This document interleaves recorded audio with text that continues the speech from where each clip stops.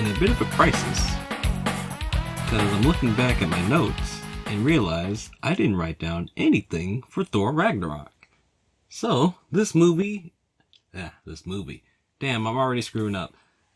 This video is going to be off, probably going to be shorter because it's going to be completely off the cuff. I don't know what happened. I just didn't write down any notes for this one. Oh well. I've been wanting to practice something like this for a while anyway, so here goes nothing. I watched this one right after watching Dark World.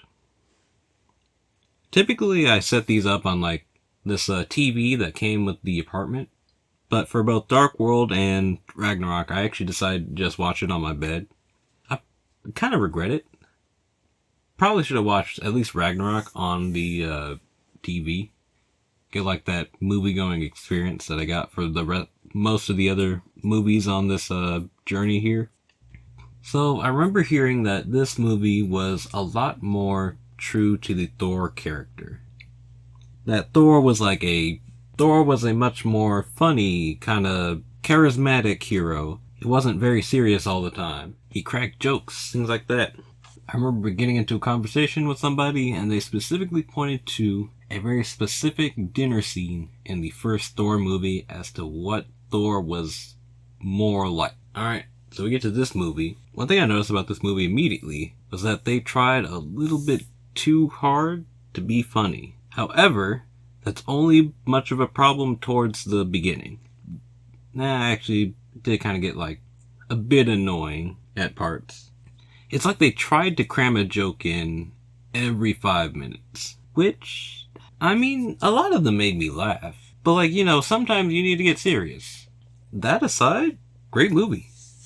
I remember being like super confused by the trailers when it came out. Cause actually, that makes a lot more sense. I understand why. Cause I hadn't actually seen any of the Marvel movies at that time. Well, the relevant ones. My biggest confusion was that like Hulk was there in what is supposed to be a other like planet or whatever, and he's just fighting, I guess. Weird shit. Makes sense in the context of this movie though. And it explains why Thor and Hulk just don't show up at all during like Civil War and there's one other movie I'm thinking of that they could have been there but they just weren't.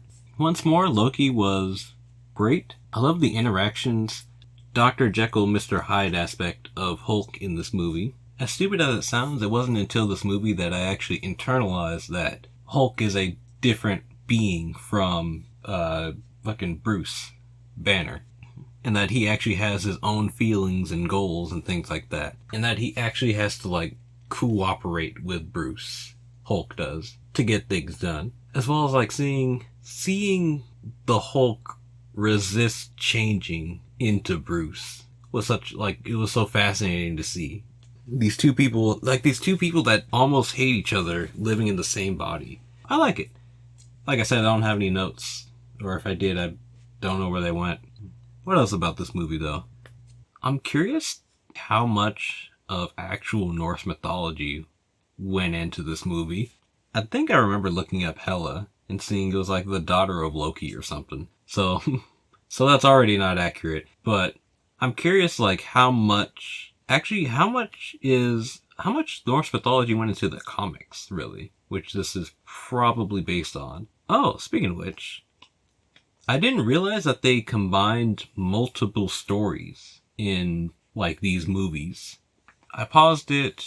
I didn't pause it like much, but I remember like pausing it to go to the bathroom and coming back to find on the trivia notes that this was a combination of like three stories, or three storylines rather, of like Ragnarok from Thor. I think it was like Planet Hulk and one other thing. Speaking of which, I'm kind of curious if they're gonna introduce that concept into MCU. This idea of like there's an entire planet of these Hulk people. I didn't know that the Collector and Grandmaster, I was like so confused for a while because I thought those were like the same person. No, they're brothers. I found out later. I remember looking like I could have swore I've seen him before. No, it's a completely different character. And I kind of wish they had both of them the Collector and Grandmaster, had more screen time. Because from the like skimming I did, these are like some really not powerful in a sense, but very interesting ancient beings. Kind of surprised they just like, I guess for like screen time, sure. But it seems so weird that they would just get like glossed over like this. They get this one role in their respective movie, and then that's it. This must suck if you're a comic fan. Or actually, maybe it doesn't. Let me know. How important are these two characters? They seem important. They sound important. And they definitely carry themselves as important. But let me know in the comments. I want to know. I've noticed through doing videos like this that I actually like hearing secondhand information more so than going to look it up myself. This extends past comics as well. I haven't seen Star Wars. Oh, no, I take that back. I've seen episode 7, I think it is. The new one.